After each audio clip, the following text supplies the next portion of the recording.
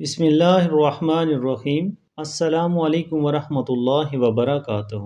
ناظرین، آج ہم جس ہستی کے بارے میں بات کرنے جا رہے ہیں، علماء فرماتے ہیں کہ جب وہ زمین پر تھے تو انہیں کوئی نہیں جانتا تھا، مگر عرش کا ذرہ ذرہ ان سے واقف تھا۔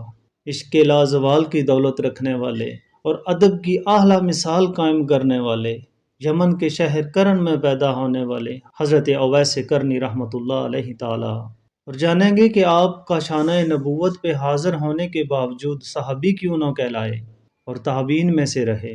روایت ہے کہ حضور اکرم صلی اللہ علیہ وسلم دن میں کسی وقت یمن کی طرف اپنا رخ مبارک کر کے فرمایا کرتے تھے کہ مجھے یمن کی طرف سے نسیم رحمت کی خوشبو آتی ہے، اور پھر آپ نے صحابہ کرام سے فرمایا کہ میری امت میں ایک ایسا مرد ہے کہ قیامت کے روز اس کی شفاعت سے قبیلہ ربیعہ مضر کی بکریوں کے بالوں کے برابر اللہ میری امت کو بخش دے گا۔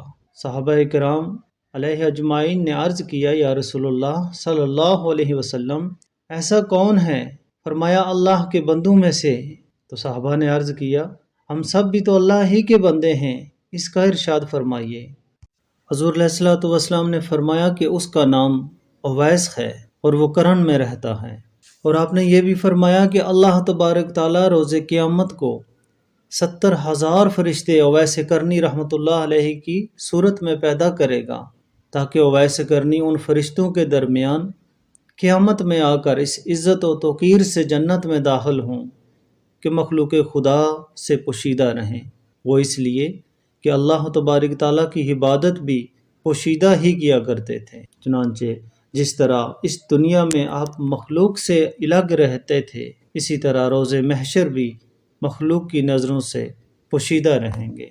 صحابہ کرام نے پھر عرض کیا، یا رسول اللہ، پھر آپ کا ایسا عاشق صادق آپ کی خدمت میں حاضر کیوں نہیں ہو سکتا؟ فرمایا صرف دو وجہ سے، ایک تو جذبہ حال کی وجہ سے، دوسرے تعظیم شریعت کے باعث وہ نہیں آ سکا کیونکہ اس کی والدہ ضعیف اور نابینا ہے۔ وہ اس کی خدمت کے لیے دن بھر شتربانی کر کے اس کی ضروریات زندگی پورا کرتا ہے۔ صحابہ اکرام نے عرض کیا، یا رسول اللہ صلی اللہ علیہ وسلم، کہ ہم اسے دیکھ سکتے ہیں؟ تو آپ صلی اللہ علیہ وآلہ وسلم نے حضرت ابوبکر صدیق کی طرف مخاطب ہو کر فرمایا کہ آپ اسے نہیں دیکھ سکتے، البتہ حضرت عمر و حضرت علی ان کو دیکھیں گے۔ اور پھر فرمایا کہ جب آپ اس کے پاس جائیں تو اس کی نشانی یہ ہے کہ اس کے بہت گھنے بال ہیں اور دائیں ہاتھ کی ہتھیلی پر سفید داغ درہم کے برابر ہے، لیکن وہ داغ برس کا نہیں۔ تم جب اسے ملو تو میرا سلام کہنا اور کہنا کہ میری امت کے لیے دعا فرمائے۔ اور ادھر حضرت اویس کے عشق کا یہ عالم کہ دن رات دیوانوں کی طرح رہتے، یاد یار میں مست رہتے۔ کبھی کوئی قافلہ مکے سے یا مدینے سے آتا تو بھاگتے ہوئے ان کے بیچ پہنچ کر ان سے پوچھتے، بتاؤ میرے محبوب کا حال کیا ہے؟ کیا کسی نے ان کو دیکھا ہے؟ کیسی بات ہوئی ان سے؟ کوئی باتیں سناؤ تاکہ میری روح قرار پکڑے۔ ایک دن رات کو جب آپ اپنی ماں کے پاؤں دبا رہے تھے تو اسی ہجر و فراق میں بیٹھے بیٹھے آنکھوں سے آنسو گرے جو ماں کے پاؤں پہ گرے۔ نابینا ماں تھی۔ جب کچھ گرم محسوس ہوا، ہاتھ بڑھا کے آگے دیکھا تو اویس کرنی کے بازو کو ہاتھ نے چھوا۔ ماں تڑپ گئی۔ جب حضرت اویس کرنی کے ہاتھ کو پکڑا، بازو کو پکڑا، دیکھا کہ اس پہ گوشت نام کی چیز نہیں ہے، صرف ہڈیاں رہ گئی ہیں۔ بے چین و بے قرار ماں نے پوچھا کہ اویس، یہ کیا حال کر دیا تم نے اپنا؟ کون سی بیماری لگ گئی ہے؟ کیا ہوا ہے؟ فرمایا، ماں تیری محبت میں یہاں بیٹھا ہوں، مگر ان کا عشق ہے کہ ہڈیاں جلا رہا ہے۔ ماں اگر مجھے اجازت ہو تو میں کبھی محبوب کا دیدار ہی کر لوں۔ ماں نے کہا، میں نابینا ہوں، مجھے چھوڑ کے جاؤ گے تو میرا کیا بنے گا؟ مگر جب وہ حالت دیکھی تو ماں کو رحم آیا اور کہا، ایک دن کے لیے تو جا سکتا ہے، دیکھ اگر محبوب ملتے ہیں تو دیدار کر لینا، صحابی ہو جانا، مگر رات ہونے سے پہلے واپس آ جا۔ ویسے کرنی نے یہ بات سنی تو خوشی کی لہر دوڑی، اپنی سواری کو نکالا، صبح کا انتظار کیے بغیر نکالا اور بگانا شروع کر دیا۔ وہ اونٹنی آدھا رستہ ابھی باقی تھا کہ اس کی زبان باہر نکلنے لگی، اس کو وہیں پہ چھوڑ دیا اور کہا، پھر عشق آج اپنا جلوہ دکھا۔ بھاگنا شروع کر دی۔ بھاگ بھاگ کے جب محبوب کے شہر میں پہنچے تو صحابہ کو پایا اور پوچھا کہ بتاؤ محبوب کہاں ہیں؟ صحابہ نے دیوانگی سی حالت دیکھی، بال بکھرے ہوئے، داڑھی کا برا حال، ریت مٹی گرد سے اٹا ہوا جسم، کپڑے پھٹے ہوئے، پاؤں میں جوتے نہیں ہیں۔ فرمایا کوئی دیوانہ ہوگا جسے کبھی یہاں پہلے نہیں دیکھا۔ صحابہ نے فرمایا حضور کے حجرہ مبارک پہ چلے جاؤ، وہاں سے پتہ کر لو۔ جب آپ حجرے مبارک پہ پہنچے تو وہاں کھڑے ہو کے جہاں جہاں حضور کے قدم مبارک لگتے تھے اس زمین کو چوما، اس پہ ہاتھ پھیرا، وہاں اپنے منہ پہ اس کو لگایا، پھر آواز دی۔ جب آواز دی تو ایک خادمہ نے باہر آ کے دیکھا کہ ایک دیوانہ ہے۔ فرمایا کون ہے، کہاں سے آیا ہے، کبھی دیکھا نہیں۔ فرمایا ایک مسافر ہوں، حضور سے ملنا تھا۔ مگر اس نے کہا حضور تو کافی دنوں سے باہر ہیں، وہ گھر میں نہیں۔ یہ سنتے ہی ویسے کرنی کی وہ حالت شروع ہو گئی جو بیان نہیں کی جا سکتی۔ جب پروانہ شمع کے لیے تڑپے اور وہ اسے نظر نہ آئے تو اس کا جینا محال ہوتا ہے۔ تھوڑی دیر بعد صحابہ میں شور مچا کہ خبر آئی حضور واپس آ رہے ہیں، مگر ان کو پہنچتے ہوئے 2-3 دن لگ جائیں گے۔ مبارکبادیاں شروع ہوئی، سب خوش ہوئے۔ ویسے کرنی کو بھی مبارک دی گئی کہ جن کی خاطر یہ حال بنا کے آئے ہو تمہیں ان کا دیدار ہو جائے گا، 2 دن صبر کر جاؤ۔ تھوڑی خوشی کی لہر آئی، مگر پھر وہ ماں کا لفظ یاد آئے کہ شام ہونے سے پہلے واپس لوٹ آنا۔ آخر ویسے کرنی واپس لوٹ گئے اور اس طرح آپ حضور علیہ الصلوۃ والسلام کا ظاہری دیدار نہ کر سکے اور صحابی نہ ہو سکے۔ منقول ہے کہ جب حضور اکرم صلی اللہ علیہ وسلم کی رحلت کا وقت قریب پہنچا، صحابہ نے آپ سے دریافت کیا یا رسول اللہ صلی اللہ علیہ وسلم آپ کا لباس کسے دیا جائے؟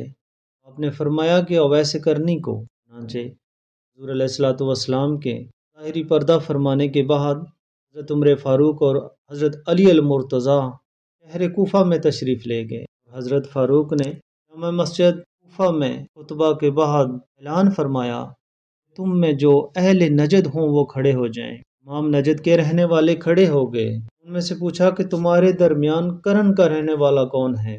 شخص نے کہا کہ میں ہوں۔ حضرت عمر نے اس سے حضرت اویس کی نسبت پوچھا تم اسے جانتے ہو؟ اس نے کہا نہیں جانتا، البتہ ایک دیوانہ ہے جو لوگوں میں نہیں رہتا۔ حضرت عمر نے پوچھا وہ کہاں ہے؟ اس نے کہا وہ ایک وادی میں دن کو شتربانی میں مصروف رہتا ہے اور رات کو سوکھے ٹکڑے کھا لیتا ہے، شہر میں نہیں رہتا، نہ وہ کسی سے بولتا ہے، جو چیزیں لوگ کھاتے ہیں وہ نہیں کھاتا، رنج و خوشی کا نہیں جانتا، بلکہ جب کوئی ہنستا ہے تو وہ روتا ہے، جب کوئی روتا ہے تو وہ ہنستا ہے۔ باتیں سن کر عمر فاروق نے فرمایا کہ وہی شخص ہے، ہمیں اس کے پاس لے چلو۔ جب آپ وادی میں تشریف لائے تو دیکھا کہ اویس کرنی رحمۃ اللہ علیہ نماز میں مشغول ہیں اور ان کے اونٹ بحکم الہی فرشتے چرا رہے ہیں۔ جب آپ نے انسان کے آنے کی آہٹ سنی تو اپنی نماز سے فارغ ہو کر سلام کہا۔ حضرت عمر نے جواب دے کر پوچھا آپ کا نام کیا ہے؟ جواب دیا میرا نام غلام حضرت ہے۔ حضرت عمر نے فرمایا ایسے تو ہم لوگ بھی حضرت ہی کے غلام ہیں، میں آپ کا خاص نام دریافت کرتا ہوں۔ تو آپ نے فرمایا مجھے اویس کہتے ہیں۔ عمر فاروق نے آپ کے دائیں ہاتھ کی ہتھیلی پر دیکھ کر حضور علیہ الصلوۃ والسلام کا ارشاد فرمایا ہوا نشان دیکھا اور حضرت اویس کو فرمایا کہ آپ کو حضور اکرم صلی اللہ علیہ وسلم نے سلام بھیجا ہے اور اپنا یہ جبہ شریف بھی تم کو عطا فرمایا اور یہ وصیت فرمائی ہے کہ آپ میری امت کی مغفرت کے لیے دعا فرمائیں۔ حضرت اویس نے فرمایا دعا کرنے کے لیے تو آپ مجھ سے بہتر ہیں، کیونکہ آپ سے زیادہ حضور کو کوئی عزیز نہیں۔ تو عمر فاروق نے فرمایا میں بھی حضور اکرم صلی اللہ علیہ وسلم کی مطابقت کرتا ہوں، آپ بھی حضور صلی اللہ علیہ وسلم کی وصیت پر عمل کریں۔ حضرت اویس نے فرمایا کہ ہے عمر پہلے غور کر لے کہ جس شخص کے لیے حضور نے یہ وصیت فرمائی ہو شاید وہ کوئی اور ہو۔ حضرت عمر نے فرمایا نہیں وہ آپ ہی ہیں، کیونکہ حضور صلی اللہ علیہ وسلم نے جو نشان دیا ہے وہ آپ میں موجود ہے۔ حضرت اویس کرنی نے فرمایا تو پھر لاؤ حضور کا بخشا ہوا لباس مجھے دو تاکہ میں حضور پر نور کی امت کے لیے دعا کروں۔ پھر حضرت عمر فاروق نے حضور پر نور کا جبہ مبارک حضرت اویس کو دیا اور انہوں نے نہایت ادب سے لے کر آنکھوں سے لگایا اور فرمایا کہ آپ میرا انتظار فرمائیے۔ یہ کہہ کر حضرت اویس کچھ دور جا کر حضور صلی اللہ علیہ وسلم کے جبہ مبارک کو زمین پر رکھ کر اور اس پر سر بسجود ہو کر درگاہ الہی میں دعا کرنے لگے، یا الہ العالمین، تیرے حبیب پاک صلی اللہ علیہ وآلہ وسلم کا یہ بخشا ہوا لباس میں تب تک نہ پہنوں گا کہ جب تک تو تمام امت محمدی کو نہ بخش دے گا، کیونکہ تیرے محبوب پاک صلی اللہ علیہ وسلم کی وصیت کو ان کے صحابہ کرام حضرت عمر اور حضرت علی مجھ تک لے کے پہنچے، اور میں نے ان کی وصیت کو تیرے سامنے پیش کر دیا، اب تیرا کام باقی۔ نداہ غیب ہوئی کہ میں نے تیری خاطر امت محمدی کے لوگوں کو بخش دیا۔ حضرت اویس نے عرض کیا کہ نہیں، تب تک تیرے محبوب کا بخشا ہوا لباس نہ پہنوں گا جب تک سب امت کو نہ بخش دے گا۔ پھر ہاتف غیبی سے ندا آئی کہ کئی ہزار کو میں نے نجات دی۔ حضرت اویس نے پھر عرض کیا، نہیں، میں سب امت کی بخشش چاہتا ہوں۔ غرض اسی طرح حضرت اویس سر بسجود ہو کر بارگاہ الہی میں التجا کر رہے تھے کہ حضرت عمر فاروق و حضرت علی المرتضیٰ نے سوچا کہ کافی دیر ہو گئی ہے، ہمیں واپس بھی جانا ہے۔ یہ سوچ کر وہ حضرت اویس کے سامنے آ گئے۔ آپ کے قدموں کی آہٹ سن کر آپ نے سر اٹھا لیا اور کہا کہ آپ نے صبر کیوں نہ کیا جب تک میں بارگاہ الہی سے حضور اکرم صلی اللہ علیہ وآلہ وسلم کی تمام امت کو نہ بخشوا لیتا، میں سر سجدے سے نہ اٹھاتا۔ حضرت فاروق اعظم کو حضرت اویس کی اس شان پر تعجب ہوا، اور جب حضرت اویس کی گدڑی کو اٹھایا تو اس کے نیچے 18,000 عالم کا جلوہ نظر آیا۔ اس شان رحمت کو دیکھ کر دل میں کہا کہ کون ہے جو میری اس بار خلافت کو ایک روٹی کے عوض مجھ سے خرید لے؟ تو حضرت اویس نے فرمایا، وہ عقل مند نہ ہوگا، بیچنے کے عوض پھینک دو تاکہ جو چاہے اسے اٹھا لے۔ آخر حضرت اویس نے حضور اکرم صلی اللہ علیہ وسلم کا مرمت فرمایا ہوا لباس پہن لیا اور فرمایا کہ اللہ تبارک تعالیٰ نے اس لباس سے مبارک کی طفیل قبیلہ بنی ربیعہ و مضر کی بکریوں کے بالوں کے برابر امت محمدی کو بخش دیا۔ حضرت علی المرتضیٰ تو خاموش رہے، لیکن حضرت عمر فاروق نے حضرت اویس سے دریافت فرمایا کہ ہے اویس، آپ نے حضور صلی اللہ علیہ وسلم کی زیارت کیوں نہ کی؟ تو آپ نے فرمایا کہ آپ نے حضور صلی اللہ علیہ وسلم کی زیارت کی ہے؟ عمر فاروق نے جواب دیا، جی ہاں۔ تو حضرت اویس نے فرمایا کہ شاید آپ نے حضور علیہ السلام کا یہ جبہ مبارک ہی دیکھا ہوگا، اور اگر آپ حقیقتاً حضور کی زیارت سے مشرف ہیں تو بھلا بتائیں کہ حضور صلی اللہ علیہ وسلم کے ابرو مبارک ملے ہوئے تھے یا نہیں؟ یہ سن کر حضرت عمر اور حضرت علی خاموش ہو گئے، کیونکہ آپ کو معلوم نہ تھا، کیونکہ صحابہ فرماتے ہیں کہ ہم چہرہ وضحا کو دیکھنے کی ہمت ہی نہیں کر سکتے تھے، ہم ہمیشہ سر جھکائے رہتے تھے۔ پھر حضرت اویس نے دریافت کیا کہ آپ حضور علیہ السلام کے دوست ہیں؟ تو انہوں نے فرمایا، جی ہیں۔ تو حضرت اویس نے فرمایا، اگر آپ دوستی میں بھی پورے ہوتے تو جنگ احد کے روز جب کہ آپ کے دندان مبارک شہید ہوئے تھے، آپ نے اپنے دانت حضور کی محبت میں کیوں نہ توڑ ڈالے؟ یہ کہہ کر جب حضرت اویس نے اپنا منہ کھول کر دکھایا تو سب دانت ٹوٹے ہوئے تھے۔ فرمایا کہ جب میں نے سنا کہ حضور علیہ السلام کے دندان مبارک شہید ہوئے تو میں نے اپنا ایک دانت توڑ ڈالا، مگر پھر بھی میرے دل کو قرار نہ آیا کہ شاید یہ وہ دانت نہ ہو، کوئی دوسرا دانت ہو۔ پھر میں نے دوسرا توڑ ڈالا، پھر میری روح کو قرار نہ آیا، حتیٰ کہ میں نے اپنے سارے دانت توڑ ڈالے۔ حضرت اویس کی یہ محبت رسول صلی اللہ علیہ وسلم دیکھ کر حضرت فاروق اعظم اور علی المرتضیٰ پر رکت طاری ہو گئی۔ دل میں سوچا کہ یہ منصب ادب اویس سے سیکھنا چاہیے، باوجود اس کے کہ حضور علیہ السلام کو دیکھا تک نہیں، لیکن ان کے ادب کی یہ حالت ہے۔ پھر حضرت عمر نے آپ سے کہا کہ میرے لیے دعا کرو۔ اویس نے فرمایا کہ ایمان میں رعایت کا کیا کام، ویسے تو میں ہر نماز میں دعا کرتا ہوں کہ یا اللہ مومن مرد اور مومنہ عورتوں کو بخش دے، لہٰذا اگر آپ قبر میں اپنا ایمان سلامت لے جاؤ گے تو یہ دعا خود آپ کو ڈھونڈ لے گی، ورنہ میں دعا کو ضائع نہیں کرتا۔ پھر حضرت عمر نے فرمایا کہ مجھے کچھ وصیت کیجیے۔ تو حضرت اویس نے فرمایا، ہے عمر، تو خدا کو جانتا ہے؟ جواب ملا، جی ہاں۔ اس پر فرمایا، اگر اس کے سوا کسی اور کو نہ جانے تو تمہارے لیے بہتر ہے۔ پھر حضرت عمر نے فرمایا کچھ اور فرمائیے۔ حضرت اویس نے پوچھا کیا خداوند کریم تم کو جانتا ہے؟ جواب ملا جی ہاں۔